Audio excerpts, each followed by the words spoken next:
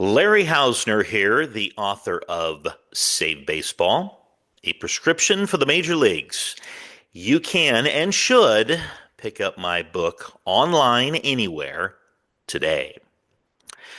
So, in this video, I will be providing a post-mortem on baseball's Hall of Fame selections and election.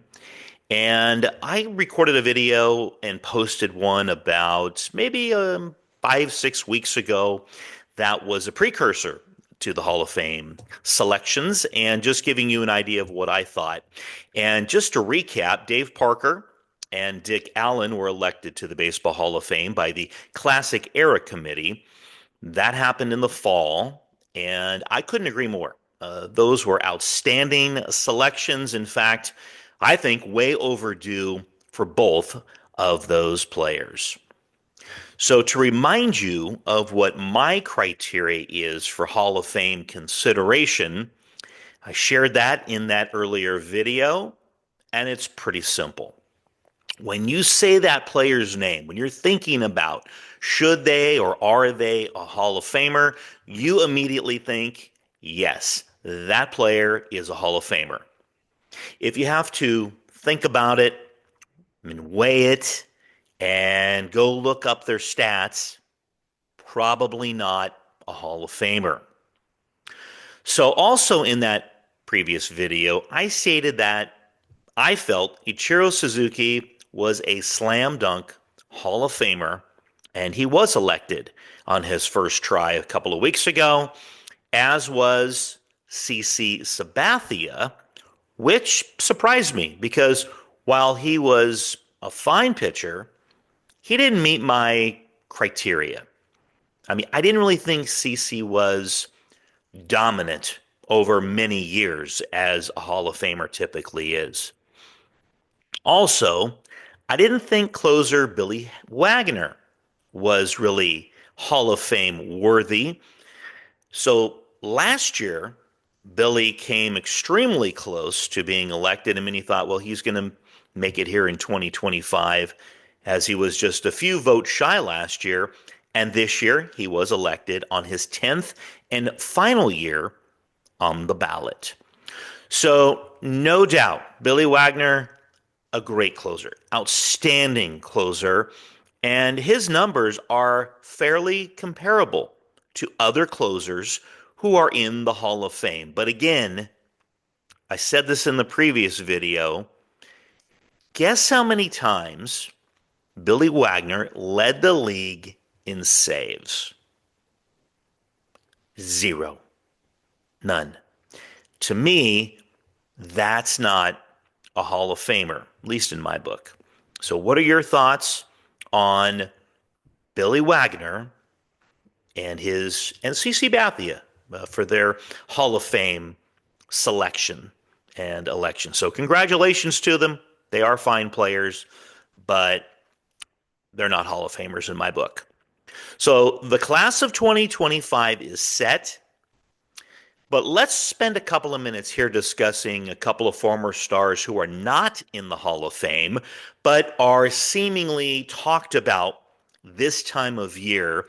And I would love your thoughts on these two players. So, first of all, somebody that gets a lot of chatter about this time of year is the guy behind me, Don Mattingly. Don Mattingly, also known as Donnie Baseball, whose career numbers are worthy of discussion, if nothing else. So his final totals: a 307 batting average, 1,099 RBIs, 222 home runs, and 2,153 hits in 13 full big league seasons. Mattingly also had a WAR of 42.4, for those of you who like that stat. Mattingly also won 9 Gold Gloves, and 5 of those actually were in a row. He was captain of the Yankees from 91 to 95. He won the American League batting title in 84, and the next year he won the AL MVP. He was named to 6 straight American League All-Star teams, and the Yankees retired his number 23, the day he announced he was retiring as a player. So some would argue that if, well, Harold Baines for one and Scott Rowland for another are Hall of Famers, why shouldn't this guy be in the Hall of Fame? Take Rowland, for example. He had fewer hits, and his lifetime batting average is 26 points lower than Mattingly at 281. In fact, Rowland never led the league in anything. So what are your thoughts?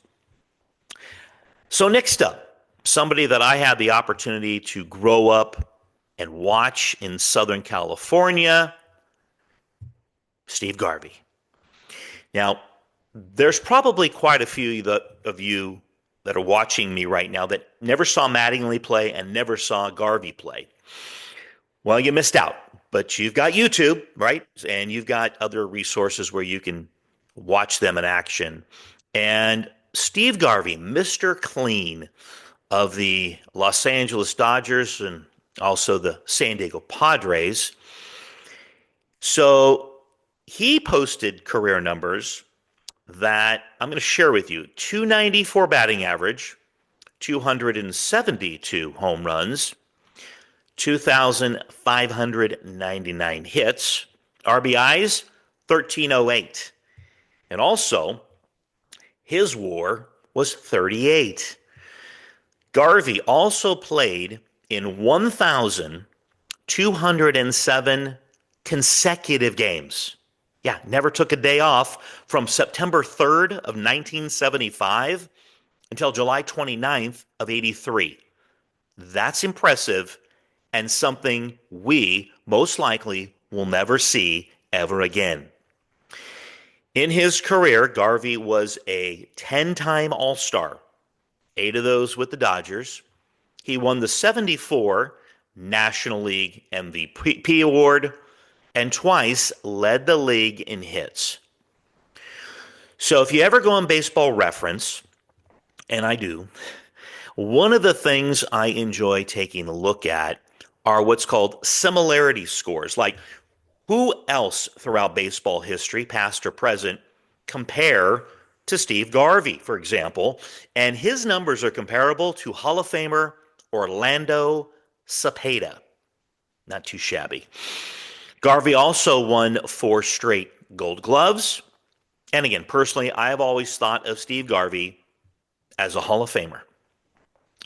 Yep, I might be a little biased. I had the opportunity to watch him play on TV all the time growing up in Southern California.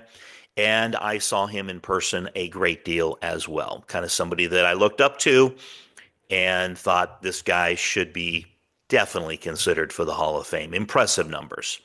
So I'd love your thoughts on the Garv. So like Parker and Allen, they still have a shot to get in, both Mattingly and Garvey. These guys were stars during their day, and they're eligible to be inducted into baseball's Hall of Fame via the same route through the Contemporary Baseball Era Players Committee. That's a mouthful. So let's stay tuned. Probably next fall we'll see who gets elected by that committee. But I think these two should be considered. I think Garvey should be in for sure. Love your ideas, your thoughts on these two, but I'd also like you to share with me, well, who else should we talk about and consider for Hall of Fame consideration? So as always, please like, comment, subscribe, and share. Until next time, for the love of the game, I'm Larry Hausner.